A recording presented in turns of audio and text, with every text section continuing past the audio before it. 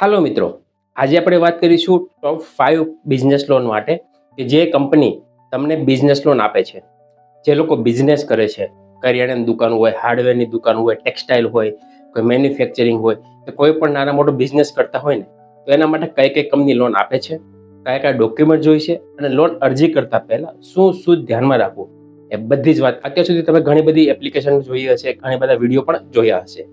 પણ business loan માટે જે ખાસ જાણકારી છે ને, અમુક જે ટોપિક ધ્યાનમાં રાખવા જોઈએ, જે કરતી વખતે શું શું ટિપ્સ ધ્યાનમાં રાખવી જોઈએ ને, એની પણ હું વાત કરીશ વિડીયોના એન્ડમાં. તો ચલો શરૂ કરીએ. મિત્રો, બિઝનેસ લોન મતલબ કે પર્સનલ લોન અને બિઝનેસ લોન બંને એક જ વસ્તુ છે.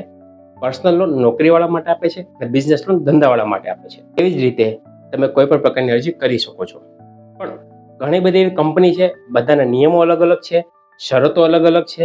શરતો છે પહેલા એની વાત કરીશું કે શું શું નિયમો છે, અને ત્યારબાદ વાત કરીશ ટોપ 5 કંપની. મિત્રો, બિઝનેસ લોન લેવા માટે 2 ડોક્યુમેન્ટ કમ્પલસરી છે. કોઈ પણ સરકારી બેંકમાં જશો ને, ત્યાં તમને એક લાંબુ લિસ્ટ આપી દેશે.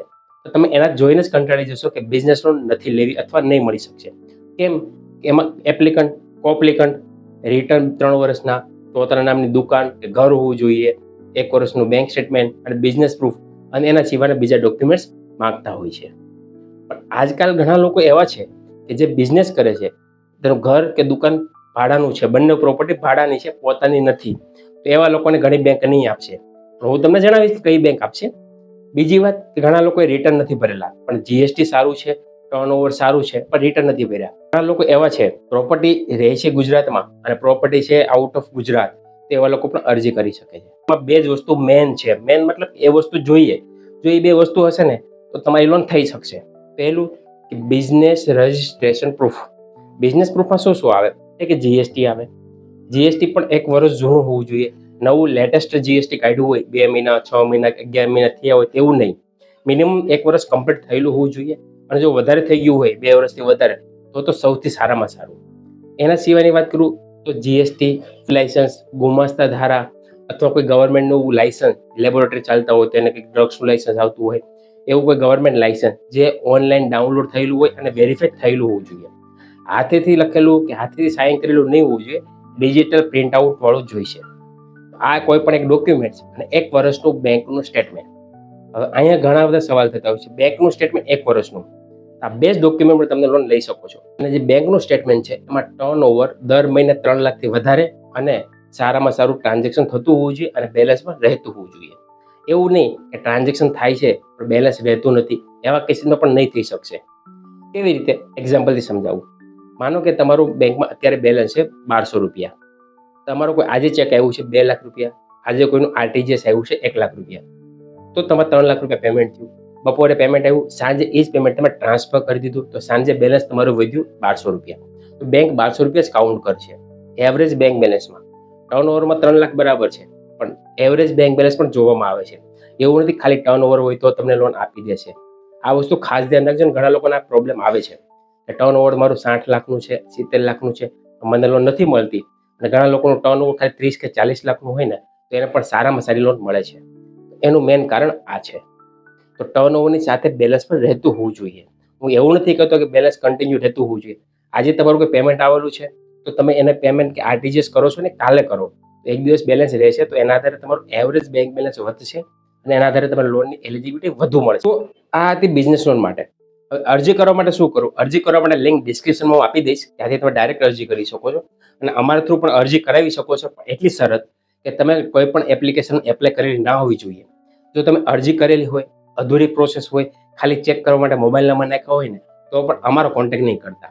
અમે એવા લોકો માટે જ કરી શકશું કે જેણે એ કંપનીમાં એક પણ વાર એપ્લાય ના કરી હોય ને, તો જ અમારો કોન્ટેક્ટ કરજો.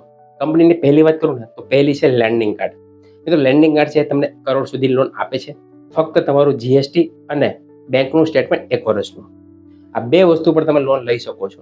કેટલી લોન આપશે એ તમારા બેંક સ્ટેટમેન્ટના આધારે તમને નક્કી કરવામાં આવશે. એમાં સેવિંગ એકાઉન્ટ, કરંટ એકાઉન્ટ, સીસીઓડીનું એકાઉન્ટ પણ એક્સેપ્ટ કરવામાં આવે છે. કોઈ પણ ઇન્ડસ્ટ્રી હોય, ફાર્માસ્યુટિકલ હોય, મીઠાનો બિઝનેસ કરતા હોય, ટેક્સટાઇલ હોય, સ્ટીલ ઇન્ડસ્ટ્રી હોય, કોઈ પણ ઇન્ડસ્ટ્રી હોય, બધી જ ઇન્ડસ્ટ્રીમાં આપે છે. પણ મિત્રો, એક વાત રહી ગઈ કે કોઈ પણ બિઝનેસ લોન લેવા જશો ને, તેમાં એક ઉદ્યમ કમ્પલસરી છે. ઉદ્યમ રજિસ્ટ્રેશન હોવું જરૂરી છે. એક બિઝનેસ પ્રૂફમાં પણ કાઉન્ટ કરશે જ્યારે કે તમારું 1 કે 2 વર્ષ જૂનું હશે તો. નવું બનાવેલું હશે તો બિઝનેસ પ્રૂફ કાઉન્ટ નહીં કરશે, પણ તમારે લોન ડિસ્બર્સ વખતે ઉદ્યમ આપવું જરૂરી છે. તો ઉદ્યમ સર્ટિફિકેટ ના હોય ને તો તમે કરી શકો છો. અને ઉદ્યમ સર્ટિફિકેટ બધા જ લોકો માટે હોય છે. લારીવાળાથી લઈને મોટી ઇન્ડસ્ટ્રીવાળા બધાને જ ઉદ્યમ જરૂરી છે. તો ઉદ્યમ કાઢવા માટે લિંક આપેલી છે, ત્યાંથી પણ લઈ શકો છો, અથવા કોઈ વકીલ એકાઉન્ટની સલાહ લઈને તમે કઢાવી શકો છો. જેની કે મામૂલી ફી હોય છે એ તમે પે કરીને તમે કઢાવી શકો છો, અને ફ્રીમાં કાઢવું તો તમે જાતે કાઢી શકો છો. બીજી કંપનીની વાત કરું તો ઇન્ક્રેડ ફાઇનાન્સ. ઇન્ક્રેડ ફાઇનાન્સ એ પણ ડિજિટલ છે. એમાં પણ કોઈ પણ પ્રકારની તમારે ડોક્યુમેન્ટ બેંક પર આપવાની જરૂર નથી. એમાઉન્ટની વાત કરું તો 10 લાખ સુધી લોન આપે છે. એલિજિબિલિટી ચેક કરવા માટે લિંક આપેલી છે, ત્યાં તમે ક્લિક કરીને પ્રોસેસ કરશો તો તમારી એલિજિબિલિટી પર ખબર પડી જશે. એમાઉન્ટ કેટલી આપશે એ તમારા બેંક સ્ટેટમેન્ટના આધારે નક્કી કરશે કે તમારું બેંકમાં ટર્નઓવર કેવું છે, ટ્રાન્ઝેક્શન કેવું છે, એના આધારે તમને ઓફર બતાવશે. ઓફર આવ્યા બાદ ડિસ્બર્સમેન્ટની પ્રોસેસ 2 દિવસની છે. 2 દિવસમાં તમારા પૈસા આવી શકશે. એમાં તમારી પાસે કોઈ પોતાની પ્રોપર્ટી ના હોય ને તો પણ તમે અરજી કરી શકો છો. અને હા, 0 કે -1 સિબિલ વાળાને પણ ઇન્ક્રેડ ફાઇનાન્સ લોન આપે છે. ત્રીજી છે IIFL. IIFL છે એ 30 લાખ સુધીની લોન આપે છે. એમાં તમારા ડોક્યુમેન્ટ્સની વાત કરું ને, જો 2 લાખ સુધીની લોન લેવી હોય તો ડોક્યુમેન્ટ્સ વગર લઈ શકો છો, મતલબ કે તમારું બેંક સ્ટેટમેન્ટના આધારે અને રિટર્નના આધારે લઈ શકો છો. 5 લાખ સુધીની લોન લેવી હોય તો તમારે બેંક સ્ટેટમેન્ટની સાથે તમારે ઇન્કમ ટેક્સ રિટર્ન આપવા પડશે અને કોઈ પણ એક બિઝનેસ પ્રૂફ આપવું પડશે. એટલે 5 લાખથી વધારે લોન એમાઉન્ટ એપ્રુવલ આવે અને જો એ તમારે લેવી હોય તો તમારે જીએસટી કમ્પલસરી છે. આ 3 ક્રાઇટેરિયા આધારે તમે નક્કી કરી શકો છો કે મારી લોન કેટલી એપ્લાય કરવી. લિસ્ટમાં ચોથું છે ઇન્ડી ફી. એ તમને 50 લાખ સુધી લોન આપે છે બિઝનેસ વાળા માટે. એમાં પણ ખાલી તમારું બેંકનું સ્ટેટમેન્ટ અને જીએસટી બે જ ડોક્યુમેન્ટ પર તમે લોન લઈ શકો છો. મોટા ક્રાઇટેરિયાની વાત કરું તો જીએસટી 2 વર્ષ જૂનું હોવું જોઈએ અને બેંકમાં ટર્નઓવર જેટલું સારું હશે ને એના આધારે તમને ફંડિંગ આપશે. એ પણ તમને 3 થી 4 દિવસમાં ડિસ્બર્સમેન્ટ થઈ જશે. પ્રોસેસ ઓનલાઈન છે, ડિજિટલ પ્રોસેસ છે. અરજી કરવા માટે આપેલી છે. પહેલી કંપની છે ફેરસેન પ્રો. મિત્રો, ફેરસેન પ્રોમાં પણ તમે અરજી કરી શકો છો. એનું પણ એપ્લિકેશન ફોર્મ ભરીને તમે સબમિટ કરી શકો છો. એનો પણ વિડીયો બનાવેલો છે અલગથી, ત્યાં તમે ચેકઆઉટ કરી શકો છો. એમાં પણ તમે એપ્લાય કરશો લોન, એલિજિબિલિટી તમારે 30 લાખ સુધીની આપે છે. તમારી લોન એલિજિબિલિટી કેટલી થશે એના ફાયદાની વાત કરું ને, આ પોતાનું પણ ફંડિંગ છે, એની સાથે બીજી 6 લેન્ડર છે. મતલબ આમાં તમે અરજી કરશો ને તો તમારી માનો એક કંપનીમાં નથી થતી, તો બીજી એની પાસે 6 કંપની છે. 6 માંથી કોઈ પણ કંપનીમાં સેટ થતી હશે ને ત્યાં તમારી લોનની પ્રોસેસ થાય છે. એમાં પણ ડોક્યુમેન્ટ્સની વાત કરું તો bank statement, business proof, income tax return અને ઓનરશિપ.